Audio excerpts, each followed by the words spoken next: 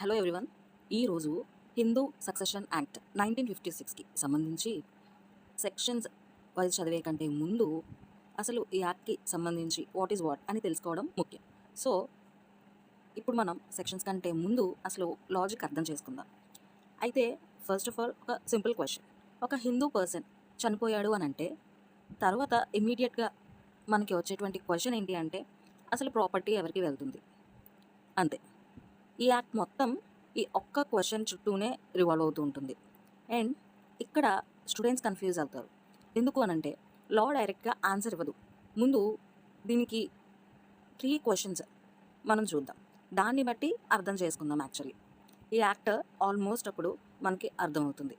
First of all 3 situations మీకు నేను చెప్తాను. ఒకటి, ఫస్ట్ వన్ ఏంటి, విల్ ఉందా లేదా. Okay, Hindu male person death జరిగింది, కానీ జరిగిన తర్వాత విల్ ఉందా లేదా. ఇఫ్ పర్సన్ ఆల్రెడీ చనిపోయిన పర్సన్ రాసి ఉంటే విల్ స్టోరీ అక్కడితోనే ఫినిష్ అయిపోతుంది. ప్రాపర్టీ ఆ రాసిన విల్ ప్రకారం ఎవరికైతే రాశారో వాళ్ళకి వెళ్ళిపోతుంది. That's it. ఇదే టెస్టమెంటరీ సక్సెషన్. సింపుల్. ఓకే, అయితే ఇప్పుడు ఇంకొక క్వశ్చన్. ఒకవేళ విల్ లేకపోతే ఇక్కడ కన్ఫ్యూజన్ ఏంటి. విల్ రాయకుండా చనిపోతే ఒక హిందూ మేల్ పర్సన్ ఎవరికి ప్రాపర్టీ వెళ్తుంది, సన్కా, డాటర్కా, లేదా వైఫ్కా, లేదు పేరెంట్స్కా, లైక్ మదర్, ఫాదర్, ఎవరికి వెళ్తుంది. ఇలాంటి కన్ఫ్యూజన్ ఉండే ఈ సిచ్యువేషన్లో ఇక్కడ ఈ యాక్ట్ మనకి ఎంటర్ అవుతుంది. అండ్ ఏం చెప్తుంది అని అంటే, ఓకే వీళ్ళు రాయలేదు కదా, అండ్ నౌ ఒక కన్ఫ్యూజన్ ఉంది కదా మీ మధ్య, సో నేను డిసైడ్ చేస్తాను ఎవరికి చెందాలి, ఎంత చెందాలి షేర్ అని. సో దీన్ని ఇంటర్స్టేట్ సక్సెషన్ అని పిలుస్తాం. అండ్ ఈ యాక్ట్కి ఈ ఇంటర్స్టేట్ సక్సెషన్ అనేటువంటిది ఇంపార్టెంట్. అయితే ఇంకొకటి, ప్రాపర్టీ టైప్ ఏంటి, దిస్ ఇస్ వెరీ ఇంపార్టెంట్. ఎందుకు అనంటే అన్ని ప్రాపర్టీస్ సేమ్ రూల్స్ ఫాలో అవ్వవు. అదెలా అంటే, if it is joint family property then rules డిఫరెంట్గా ఉంటాయి. If it is individual property then rules వేరేలా ఉంటాయి.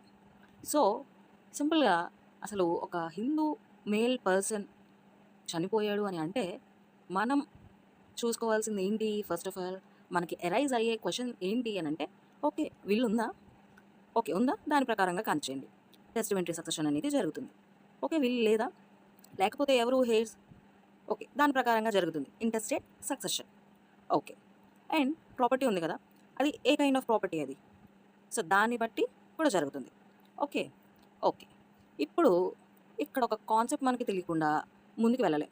అదేంటి, ఆల్రెడీ ఇంతకు ముందు వచ్చింది కన్వర్జేషన్లో, అది joint family property, Hindu undivided family, ఏదైనా అనండి.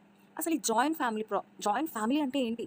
ఫస్ట్ ఆఫ్ ఆల్ ప్రాపర్టీ గురించి మాట్లాడుకునే ముందు అసలు జాయింట్ ఫ్యామిలీ అంటే ఏంటి అని అంటే, ఇమాజిన్ ఏ అనే పర్సన్ ఉన్నాడు. ఓకే, ఈ ఏకి సన్స్ ఉన్నారంట, వాళ్ళకి మళ్ళీ సన్స్ ఉన్నారు, ఏకి సన్స్ ఉన్నారు, ఆ సన్స్కి కూడా సన్స్ ఉన్నారు. ఓకే, వీళ్ళందరూ కలిసి ఒక ఫ్యామిలీగా ఒక చోట ఒక ఇంట్లో నివసిస్తూ ఉన్నారు. సో దీన్ని హిందూ అన్డివైడెడ్ ఫ్యామిలీ అని మనం పిలుస్తాం.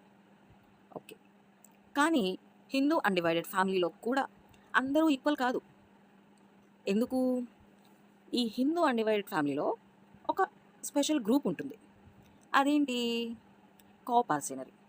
కోపార్సినరియా అసలు అంటే ఏంటి, ఓకే చూద్దాం. కొందరు మెంబర్స్కి మాత్రమే ప్రాపర్టీలో బై బర్త్, అంటే బర్త్ నుండి, పుట్టుక నుండి రైట్ ఉంటుంది. They don't have to wait. By birth వాళ్ళకి ప్రాపర్టీపై రైట్ ఉంటుంది అంట, హక్కు. సో వాళ్ళు పుట్టడం ఆ హక్కుని వాళ్ళు సంపాదించుకుంటారు. ఆ కొందరు ఎవరనేది కూడా మనం తెలుసుకోవాలి. ఓన్లీ మేల్ పర్సన్స్, అమ్మాయిలు కాదు, నాట్ డాటర్స్. ప్రీవియస్లీ, ఇప్పుడు మారింది, అది కూడా మనం తర్వాత చూద్దాం. అయితే ఇక్కడ మనం ఏం మాట్లాడుకుంటున్నాం, ఈ ప్రీవియస్ సిచ్యువేషన్ గురించి మాట్లాడుకుంటున్నాం కాబట్టి ఈ ఓల్డ్ సిస్టంలో ఈ రైట్ ఎవరికి ఉండేది చెప్పాం, ఓన్లీ మేల్ పర్సన్స్కి, అంటే ఓన్లీ సన్స్, డాటర్స్కి లేదు. ఒకసారి ఆలోచించండి, ఒకే ఫ్యామిలీలో పుట్టారు కొడుకులు కూతుర్లు, కానీ సన్కి రైట్ ఉంటుంది అనంట, డాటర్కి లేదు అనంట. ఇదేంటి, ఇక్కడ క్లియర్గా ఇన్ఈక్వాలిటీ అనేది కనబడుతుందా లేదా. కానీ మన ఇండియన్ కాన్స్టిట్యూషన్ ఈక్వాలిటీ గురించి మాట్లాడుతుంది. సో దానికి ఇక్కడ ఇన్కన్సిస్టెంట్గా ఉన్నట్టే కదా. సో లా అనేది చేంజ్ అయింది. ఎప్పుడు? 9th September 2005. ఈ డేట్ మీరు గుర్తుపెట్టుకోండి. ఈ రోజు ఏదైతే ఉందో 9th సెప్టెంబర్ అనేది 2005లో ఈ రోజు నుండి ఆ రోజు నుండి డాటర్ కూడా సన్ లానే. అంటే దాని అర్థం బర్త్ రైట్ అనేది సేమ్ జస్ట్ లైక్ సన్. డాటర్కి కూడా బై బర్త్ నుండే రైట్ ఉంటుంది. అంటే సన్ లాగే డాటర్ కూడా కోపాసినర్ అయిందనమాట హిందూ అన్డివైడెడ్ ఫ్యామిలీలో. Okay, clear. కానీ ఇక్కడ ఒక డౌట్ ఉంది. అదేంటి? ఓకే, బాగానే ఉంది. కానీ ఒకవేళ ఫాదర్ ఆల్రెడీ 2005కి ముందు చనిపోతే మరప్పుడు డాటర్కి రైట్ ఉందా అని కన్ఫ్యూజన్ అనేది ఏర్పడింది కోర్ట్స్లో కేసెస్ నడుస్తూ ఉన్నప్పుడు. అలాంటి సందర్భంలో డిఫరెంట్ కోర్ట్స్ డిఫరెంట్ ఆన్సర్స్ అనేవి ఇవ్వడం జరిగింది. కానీ వీటన్నిటికీ చెక్ పెడుతూ ఇట్లా కాదు, ఈ ఇష్యూ ఏదైతే ఉందో దీన్ని సెటిల్ చేయడం అవసరం అని సుప్రీంకోర్టు ఫైనల్గా వినీతా శర్మ విసెస్ రాకేష్ శర్మ 2020 ఈ కేసులో ఈ ఇష్యూకి సంబంధించి ఆన్సర్ ఇచ్చింది. ఏమని? బర్త్ అంటే బర్తే కదా, ఫాదర్ ఉన్నా లేకపోయినా ఇట్స్ ఇర్రెలవెంట్. డాటర్కి రైట్ ఉంటుంది బై బర్త్ అంటే పుట్టుకుని నుండే జస్ట్ లైక్ సన్ డాటర్కి కూడా ఉంటుంది అని అంటే ఉంటుందని అంతే. దాంతో ఆ టైంకి ఆ డేట్కి ఫాదర్ ఉంటే ఏంటి లేకపోతే ఏంటి, ఇట్ డజంట్ మ్యాటర్ అని క్లియర్గా చెప్పింది. సో ఇక్కడ క్లారిటీ ఉంది మనకి ఇప్పుడు కదా. And now there is another confusion. అదేంటి ఎక్కువ మంది కన్ఫ్యూజ్ అయ్యే పార్ట్? సర్వైవర్షిప్ vices succession. దీని గురించి మనం మాట్లాడుకుందాం. ఏంటి? ఒక ఎగ్జాంపుల్ చెప్తాను.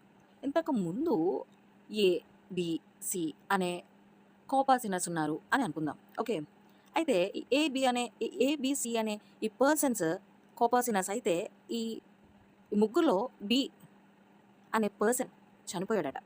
అయితే ఇప్పుడు ఈ Bకి ఉన్న షేర్ ఏదైతే ఉంటుందో అది ఎవరికి వెళ్తుంది?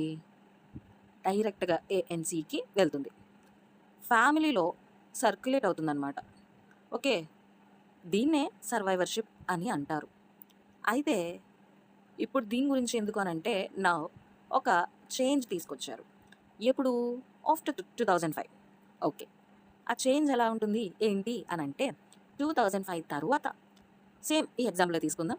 ఈ B షేర్ ఏదైతే ఉంటుందో అది A అండ్ Cకి కాదు, B ఫ్యామిలీకి వెళ్తుంది. B ఫ్యామిలీ అంటే వైఫ్, డాటర్, సన్, ఇంకా తన ఫ్యామిలీ. సో దీన్నే సక్సెషన్ అని అంటాం. ఓకే, అయితే ఇంతకు ముందు మాట్లాడేటప్పుడు ప్రాపర్టీ టైప్స్ గురించి మాట్లాడారు కదా, మరి దాని గురించి క్లారిటీ చెప్పండి అని అంటే ఓకే చూద్దాం. ఒకటి యాన్సెస్ట్రల్ ప్రాపర్టీ. ఇదేంటి? ఫ్యామిలీలో రన్ అవుతుంది, ఫ్యామిలీ నుండి వస్తుంది, లైక్ తాతల నాటి ఆస్తి అని చెప్పొచ్చు. ఇందులో మనకి బర్త్ రైట్ అనేది ఉంటుంది. And secondly self acquired property. ఇదేంటి అని అంటే ఎస్, పేరులోనే ఉంది, పర్సన్ ఓన్గా తనంతట తానుగా తన కష్టంతో ఎర్న్ చేసుకున్నటువంటి ప్రాపర్టీ. అండ్ తనకి సంబంధించింది కాబట్టి ఫుల్ కంట్రోల్ అంతా ఎవరైతే ఓనరో తనకే ఉంటుంది, అథారిటీ తనకే ఉంటుంది. అండ్ ఇక్కడ ఇంటర్స్టేట్ సక్సెషన్ అని అంటే ఇది అసలైంది మనకి అర్థం కావాల్సింది. సో చూద్దాం.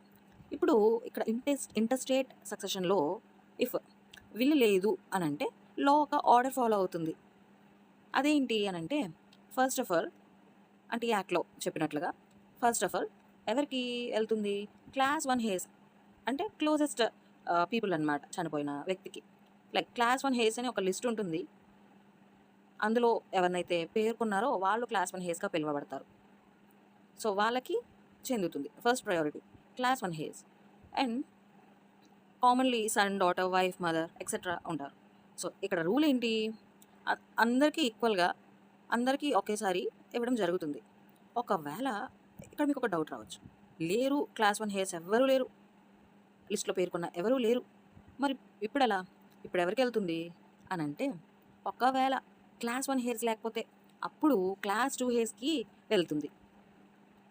క్లాస్ 2 హేర్స్కి సంబంధించి కూడా ఇక్కడ ఎవరు ఇంక్లూడ్ చేయబడతారు అని ఒక లిస్ట్ ఉంటుంది. అయితే ఇక్కడ ఎంట్రీస్ ఉంటాయి. క్లాస్ టు హెయిర్స్ లిస్ట్‌లో ఎంట్రీస్ ఉంటాయి. ఆ ఎంట్రీస్‌లో ఫస్ట్ ఎంట్రీ అంటే ఫాదర్ ఉంటాడు. ఫాదర్‌కి చెందుతుంది. అంతేకాని లిస్ట్‌లో ఉన్న ప్రతి ఒక్కళ్ళకి కాదు. ఒకవేళ ఆ ఎంట్రీలో ఎవరు లేరు అనంటే నెక్స్ట్ ఎంట్రీ. సో, అందులో ఒక ఇద్దరు ముగ్గురు ఉన్నారు అనంటే అప్పుడు వాళ్ళకి ఈక్వల్‌గా చెందుతుంది. తర్వాత క్యూలో ఉన్న వాళ్ళు ఎక్స్‌క్లూడ్ చేయబడతారు. ఓకే. అండ్ ఇప్పుడు ఇంకొక డౌట్. క్లాస్ 1 హెయిర్స్ లేరు. క్లాస్ 2 హెయిర్స్‌కి ఇచ్చారు. క్లాస్ 2 హెయిర్స్ కూడా లేకపోతే దెన్ వాట్? యాగ్నెట్స్. యాగ్నెట్స్ అనే వారికి చెందుతుంది. యాగ్నెట్స్ అంటే లైక్ మేల్ లింక్‌తో ఎవ ఎవరైతే రిలేటివ్స్ ఉంటారో త్రూ మేల్స్ వాళ్ళని యాగ్నెట్స్ అని అంటాం. అండ్ ఇఫ్ యాగ్నెట్స్ కూడా లేరు అనంటే దెన్ కాగ్నెట్స్. కాగ్నెట్స్ అంటే ఎవరు? ఇది నాట్ హోల్లీ ట్రూ మేల్స్. ఇక్కడ మధ్యలో ఫీమేల్ లింక్ కూడా ఉండొచ్చు. అలాంటి సందర్భంలో కాగ్నెట్స్ అని మనం అంటాం. సో, వీటికి సంబంధించి డీటెయిల్డ్‌గా మనం యాక్ట్ చదివేటప్పుడు తెలుసుకుందాం. అయితే ఇక్కడ ఓకే. అంతా బానే ఉంది. మేల్ హిందూ పర్సన్ చనిపోతే అని చెప్తున్నారే కానీ, ఫీమేల్ కూడా ఉంటుంది గదా! ఫీమేల్ హిందూ పర్సన్ చనిపోతుంది గదా! అలా చనిపోయిన ఫీమేల్ హిందూ పర్సన్‌కి కూడా ప్రాపర్టీ ఉంటుంది కదా! మరి దాని సంగతేమిటి? దాని గురించి మాట్లాడట్లేదు ఏమిటి అనంటే యెస్. చూద్దాం. ఫీమేల్‌కి కూడా ప్రాపర్టీ ఉంటుంది. యెస్. కానీ ఈ ప్రాపర్టీకి సంబంధించి స్లైట్‌లీ కొంచెం డిఫరెంట్ రూల్ ఉంటుందనమాట. అయితే లాజిక్ మాత్రం same. First closest family members ఎవరైతే ఉన్నారో వాళ్ళకి అండ్ దెన్ తర్వాత ఇక రూల్స్‌ని బట్టి. Okay. Okay. Before closing the video ఒకసారి మళ్ళీ ఇమాజిన్ చేసుకోండి. ఏ అనే పర్సన్ అంటే ఒక హిందూ పర్సన్ చనిపోయాడు అనంటే మనకి అరైజ్ అయ్యేటువంటి 3 క్వెషన్స్ ముందుగా మాట్లాడుకున్నట్లు విల్ ఉందా లేదా? ఒకవేళ ఉందా? యెస్. టెస్టమెంటరీ సక్సెషన్ అనేది జరుగుతుంది. అండ్ ఒకవేళ లేకపోతే కనుక హెయిర్స్ ఎవరు అని చూస్తారు. అండ్ రూల్స్ ఈ యాక్ట్‌లో ఏవైతే పేర్కొన్నారో అవి అప్లై చేస్తూ డిస్ట్రిబ్యూట్ చేస్తారు.